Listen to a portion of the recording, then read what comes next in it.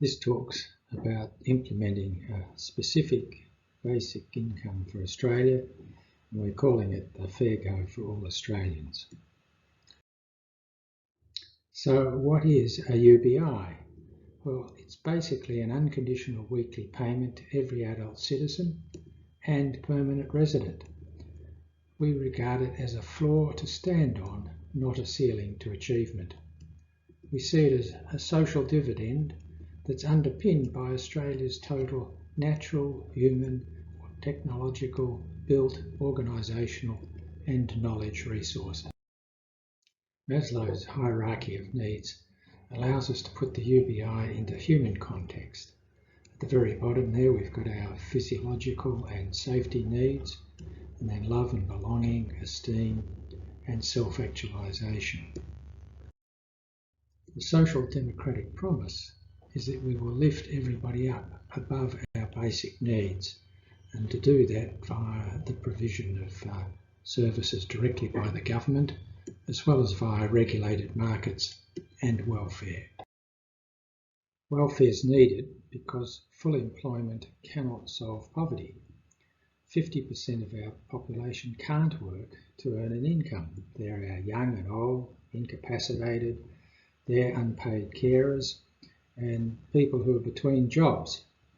Basically, that group is us over time. The fortunate who are in that group, while they're in it, get money from savings and family.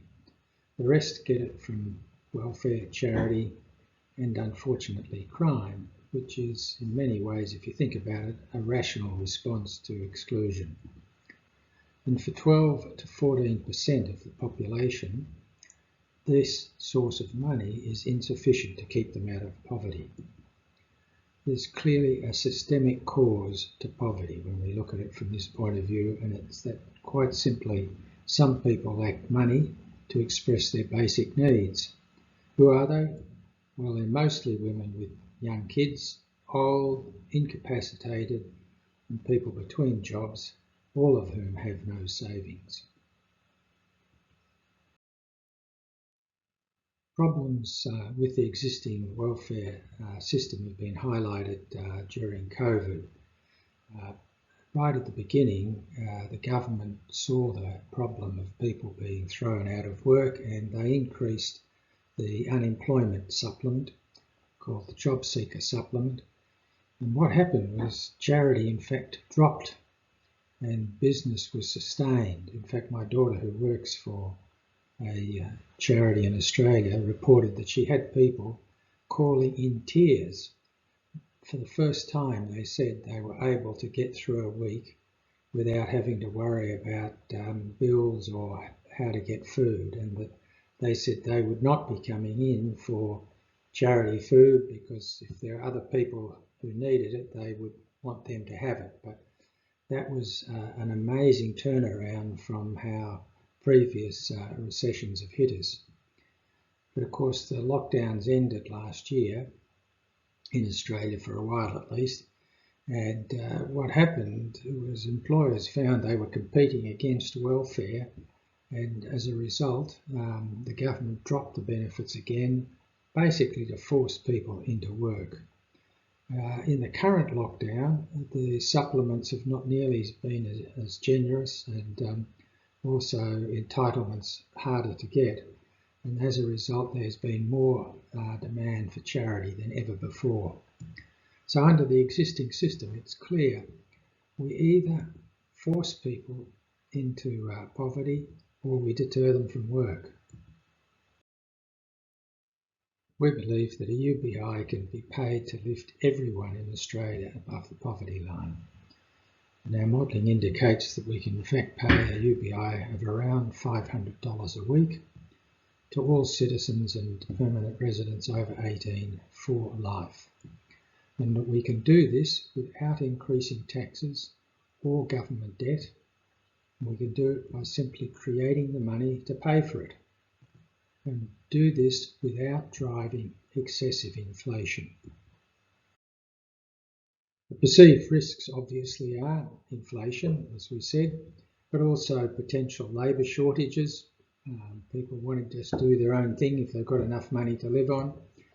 And there's the moral decay concerns of people sitting at home playing video games, drugs, drinking and so on. And there is as well a concern of excessive growth as the money generates consumption that adds to the Anthropocene. Our strategy to mitigate inflation and the societal risks. Number one is to take a step-by-step approach. Starting small, just $10 a week, and while that may not sound much, if it's $20 for a couple, that's the difference between eating for a day every week or petrol for the car to get to a casual job. Then we would increase it each quarter over a period of up to potentially 5 years. And that timing allows business to adapt to the new patterns of demand and avoid shortages that drive inflation. It also importantly lets us see any adverse impacts so that we can countermeasure them as they arise before they become endemic or embedded. And on the other side, of course, if, as we would expect, that we see many positive benefits, then the rollout can actually be sped up. Our number two strategy to tackle inflation is that despite paying it to everybody, so everybody would get the money coming into their own individual bank account, rich and poor, every week, we can effectively target to the neediest by doing two things. Firstly, treating the UBI as income for welfare purposes, so that as the UBI increases over time, it would reduce the welfare entitlement just as if the money was earned.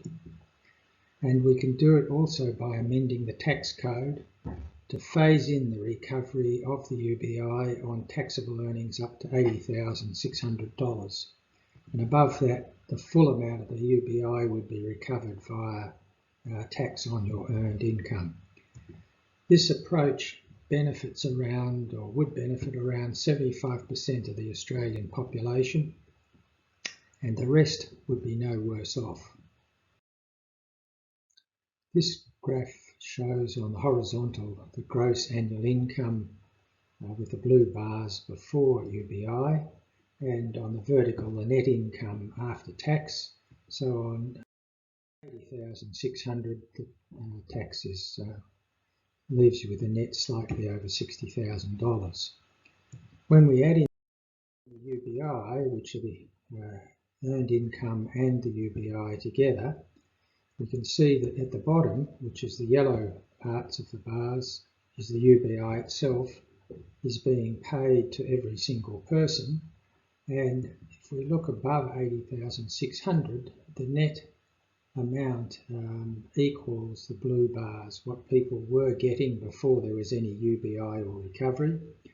And at the low end, however, we see that there is significantly more money going to the lower paid, progressively reducing as the earned income increases.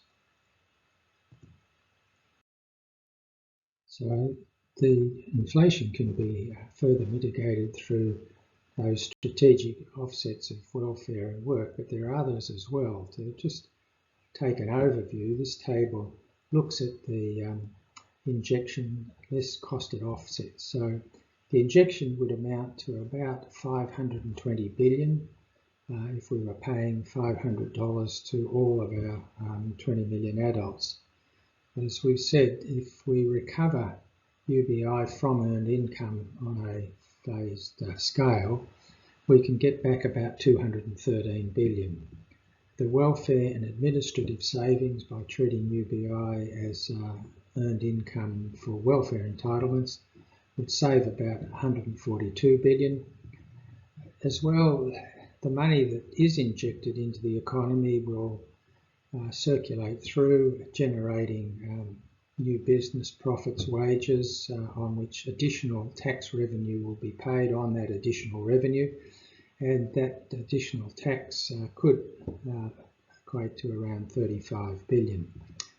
Also, as profits are earned and higher incomes earned, money is flowing out of the real economy, where we're making our goods and services, into the financial economy as savings, investment, superannuation, purchase of securities and so on, as well as into the international economy. That leaves us with a net annual injection of around 100 billion. In a 2 trillion economy, that's still 5%, but we need to recognise that there's the opportunity for some of that money to fund growth, let's say of 2%, and to offset technological deflation of around 2%. So over the last few decades, we've seen technology holding and deflating prices even as demand has gone up. And that trend is probably at the knee of exponential growth, because we are now going to see it moving much more into services, health, education and so on, reducing prices dramatically over the next decade or so. That would leave us with 20 billion net going into the economy that could potentially drive inflation, but at 1% of the economy that is well within Reserve Bank's targets and could easily be picked up through further technological deflation or additional growth. The third way we can mitigate inflation is through debt reduction, and that means just increasing interest rates as we normally do to limit new bank borrowing. This graph shows home loan rates in Australia from 1959 and has a peak in the late 80s up to near 18%, whereas there is plenty of scope to now increase rates, with the rates being amongst the lowest on record. All that will do is reduce the amount of money being created and injected into the economy as debt, while more money goes in via the UBI debt-free. It simply shifts economic activity to meeting more basic needs and less on other spending. So with the payment of a UBI, we would really then have three ways to inject new money into the economy. The first would be via a UBI to meet everyone's basic needs for survival. Also, government deficit spending to meet our needs for public goods and services. And thirdly, through bank lending to meet the needs of borrowers. And if you're not familiar with the way in which banks create money as they lend, I'd recommend an excellent paper by the Bank of England called Money Creation in the Modern Economy. It really does set out the process and is quite easy to understand.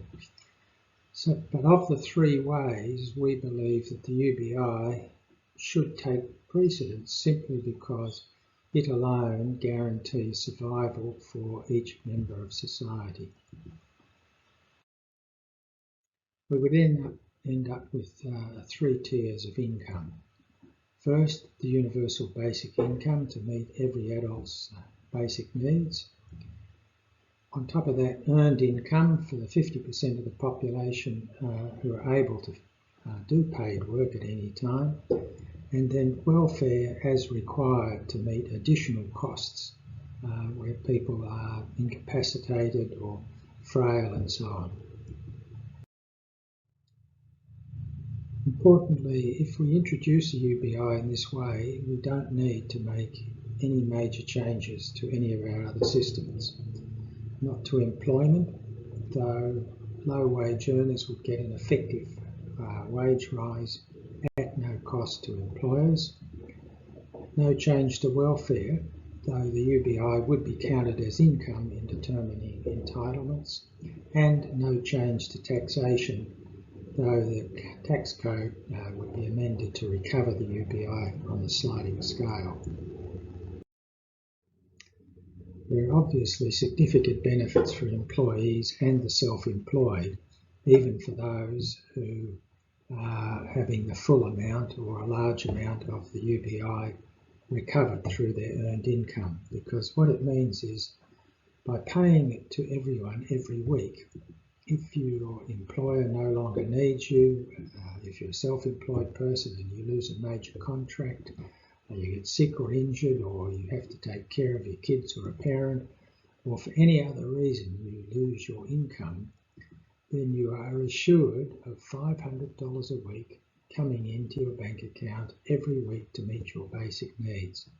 There's no need to apply, no bureaucracy involved, and that will give you more time to look for work instead of jumping through welfare hoops.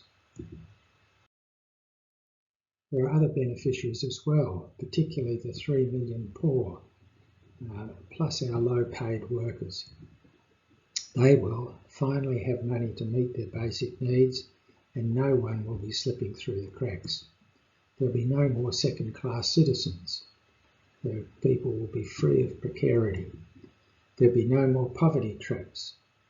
We'll be giving a boost to low-paid workers, and it would be easier to change location for jobs and education.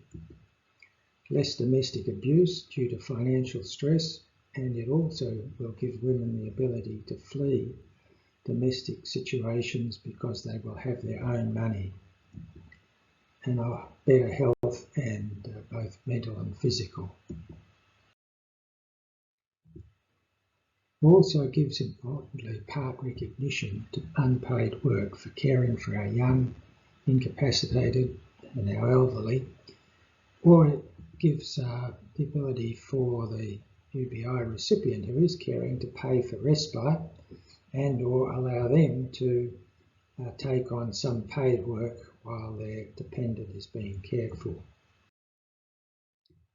Rich businesses and middle class benefit simply because the UBI will cycle through the economy, boosting sales, profits, wages and jobs. And the rich will in fact get a second benefit because due to the higher profits, their business values will be boosted. Society overall will end up with better health and less addiction through the community, less crime, a more highly educated workforce. It will support the drive for increased automation, leading to greater abundance. And importantly, it will be easier to mitigate external shocks.